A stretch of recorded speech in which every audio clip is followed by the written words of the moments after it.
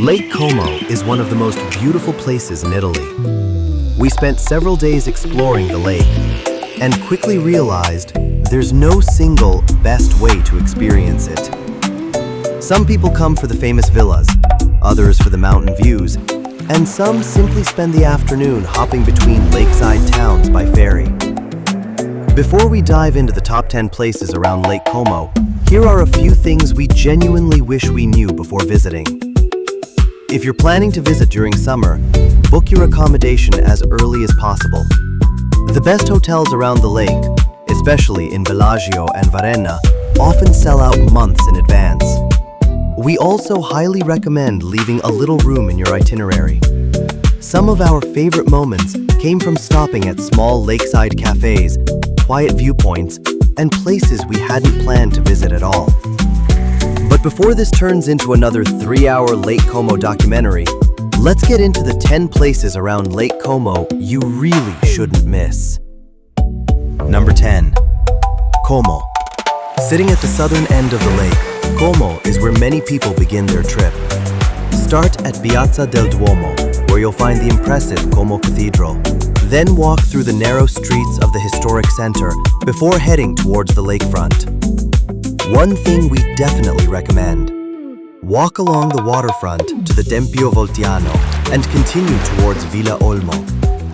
It's an easy and beautiful walk, with some great views back towards Como and the surrounding mountains. Then head back towards Piazza Alessandro Volta, where you'll find plenty of restaurants and bars for dinner or a drink. Como might not be the reason most people come to the lake, but it's a great place to begin your trip. Number 9. Brunate. Just above the city of Como, you'll find one of the easiest ways to get an incredible view over the lake. From the Como lakefront, walk to the Como Brunate funicular, and in just a few minutes, you'll climb hundreds of meters above the city. Once you reach Brunate, don't immediately turn around and head back down. Walk through the village and continue towards Faro Voltiano, a lighthouse standing high above Lake Como. The walk takes a little effort, but on a clear day, the panoramic views from up here are absolutely worth it. One quick tip: check the weather before going up.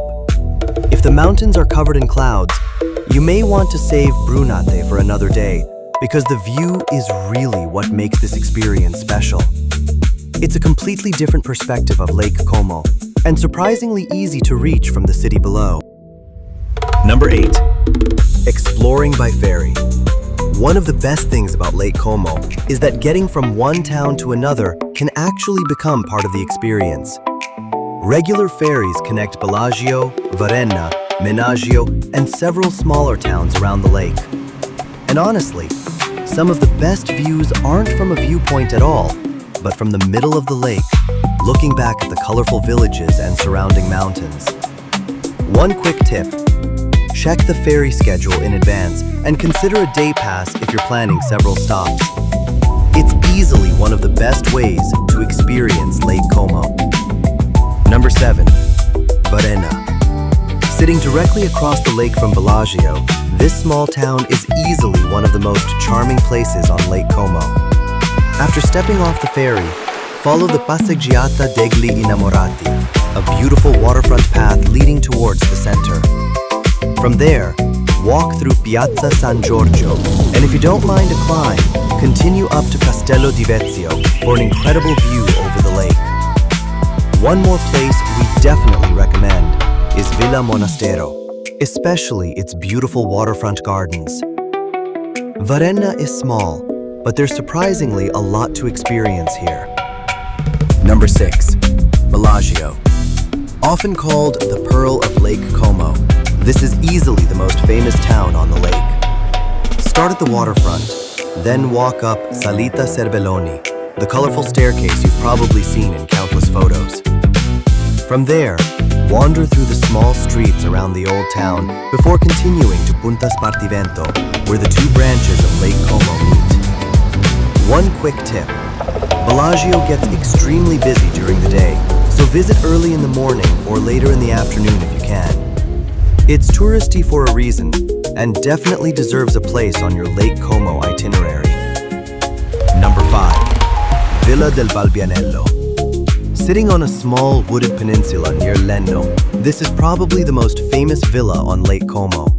And you might recognize it, because scenes from both Star Wars and James Bond were filmed here.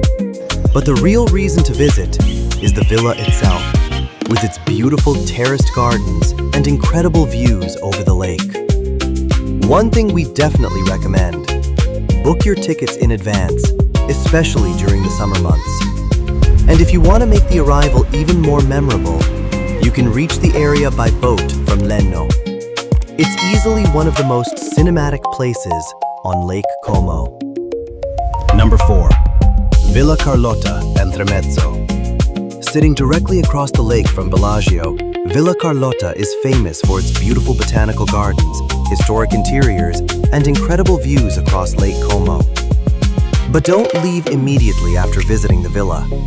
Walk along the waterfront towards Tremezzo and stop at Parco Civico Teresio Olivelli, a peaceful lakeside park with beautiful views and easy access to the water. One quick tip: visit Villa Carlotta earlier in the day, then take your time exploring Tremezzo afterwards. It's a perfect combination of history, gardens, and that relaxed Lake Como atmosphere. Number 3. Orrido di Bellano. One of the most underrated stops around Lake Como. Hidden right in the town of Bellano, this dramatic gorge was carved by water over thousands of years. A series of narrow walkways takes you directly inside, past steep rock walls, powerful waterfalls, and rushing water below. And the best part? Entrance costs €5 per person, and you only need around 20 to 30 minutes to explore it. One quick tip: combine it with a walk through Bellano's old town afterwards. It's easy to visit and completely different from the famous villas. Number 2. Renting your own boat on Lake Como. You'll find boat rentals in places like Varenna, Bellagio, and Bellagio, and smaller boats can often be rented without a boating license. From there, you can cruise past Villa del Balbianello, Bellagio, Varenna, and some of the incredible villas hidden along the shoreline. One quick tip: book in advance during summer and bring plenty of water, snacks, and sunscreen. Having the freedom to stop wherever you want completely changes the Lake Como experience. Number 1. Nesso. Unlike Bellagio or Varenna, Nesso feels much less polished, with narrow stone streets, old houses built into the hillside, and steep stairways leading all the way down towards the lake. One thing we definitely recommend: follow the steps through the old village until you reach Ponte della Civera, a beautiful stone bridge hidden right beside the water. It's peaceful, beautiful, and the perfect place to finish our Lake Como Top 10. So, which place would you visit first? Let me know in the comments.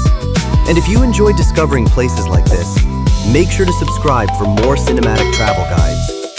There is still a lot more of the world left to explore.